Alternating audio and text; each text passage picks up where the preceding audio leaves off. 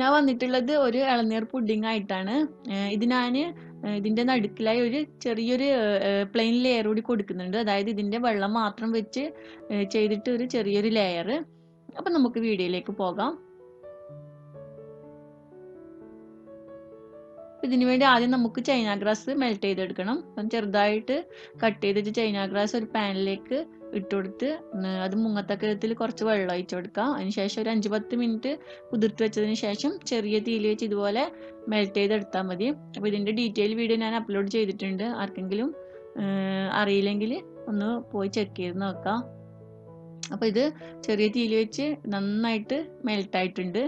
അഥവാ നിങ്ങൾക്ക് ഇത്രയും മെൽട്ടായി കിട്ടുന്നില്ലെങ്കിൽ പുഡിങ് ആക്കുന്ന സമയത്ത് ഒരു അരിപ്പയിലൂടെ ഒഴിച്ചു കൊടുത്താൽ മതി. ഇതിവിടെ നന്നായിട്ട് മെൽട്ടായിട്ടുണ്ട്. ഇനി നമുക്ക് ഇതിൻ്റെ ബാക്കിയുള്ള ഐറ്റംസ് റെഡിയാക്കാം. അപ്പോൾ ഞാനിവിടെ 2 ഇളനീറാണ് ഉപയോഗിച്ചിട്ടുള്ളത്. അപ്പോൾ അതിൻ്റെ വെള്ളം എടുത്തിട്ടുണ്ട്. ഇതിൽ നിന്ന് 1 കപ്പ് വെള്ളം ഞാൻ മാറ്റി വെച്ചിട്ടുണ്ട് ഒരു ലെയർ ചെയ്യാൻ വേണ്ടി. ബാക്കിയുള്ളത് ഞാനൊരു മിക്സിയിൽ ഒഴിച്ചു കൊടുക്കുകയാണ്.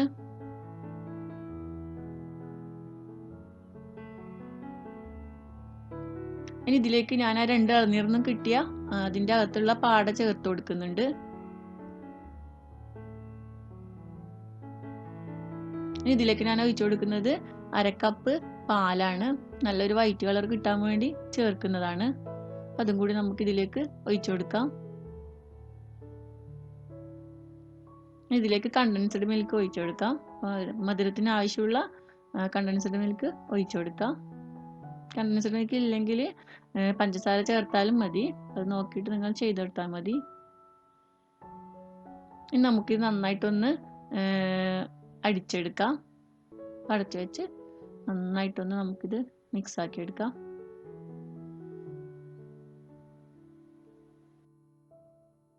അപ്പോൾ ഇത് നന്നായിട്ട് അരിഞ്ഞതിന് ശേഷം നമുക്ക് മെൽറ്റ് ചെയ്ത് വെച്ച ചൈന ഗ്രാസ് കൂടി ഒഴിച്ചു കൊടുക്കാം. ഞാൻ ചൈന ഗ്രാസ് എടുക്കുന്ന അളവെന്ന് പറഞ്ഞാൽ 1 ലിറ്ററിന് 8 ഗ്രാം ചൈന ഗ്രാസ് എന്ന കണക്കിലാണ്. അതായത് 4 കപ്പിന് 8 ഗ്രാം ചൈന ഗ്രാസ്. നമുക്ക് ഇതും കൂടി നന്നായിട്ടൊന്ന് അരച്ചെടുക്കാം. ഇവിടെ നന്നായിട്ട് ഞാൻ അരച്ചെടുത്തിട്ടുണ്ട്.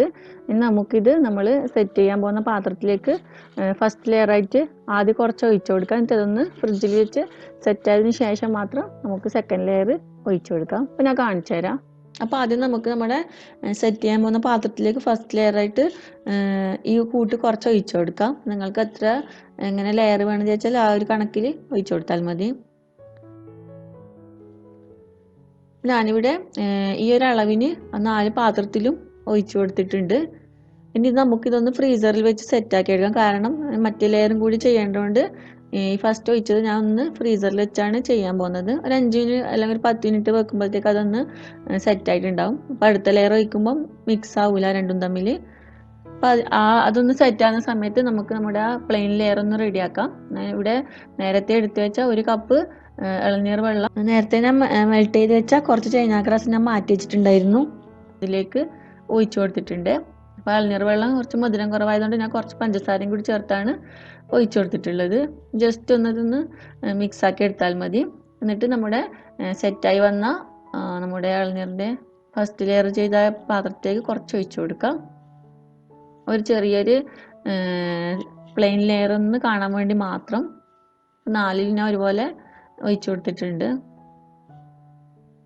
ഇനി നമുക്ക് ഇതും കൂടി ഒന്ന് സെറ്റ് ചെയ്ത് വെക്കണം. കാരണം അതിൻ്റെ മേലെ ഒരു ലെയറും കൂടി ഞാൻ ചെയ്യുന്നുണ്ട്. ഇതും ഞാൻ നേരത്തെ പോലെ തന്നെ ഫ്രീസറിൽ വെക്കാൻ പോവുകയാണ്.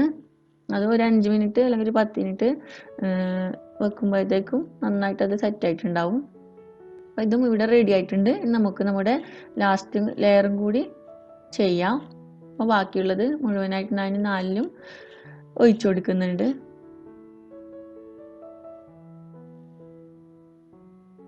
നല്ല ഭംഗിയാണ് ഇങ്ങനെ കാണാൻ വേണ്ടി. അത്രേ ഉള്ളൂ. നല്ല ടേസ്റ്റൊക്കെ സെയിം ടേസ്റ്റ് തന്നെയാണ്. ഒരു പാർട്ടിയൊക്കെ ഉണ്ടാകുന്ന സമയത്ത് ഒരു ഭംഗിക്ക് വേണ്ടി ഇങ്ങനെയൊക്കെ ചെയ്യാം.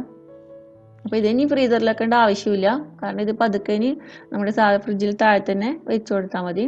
ഞാൻ ജസ്റ്റ് ഒന്നിത് ഡെക്കറേറ്റ് ചെയ്യുന്നുണ്ട്.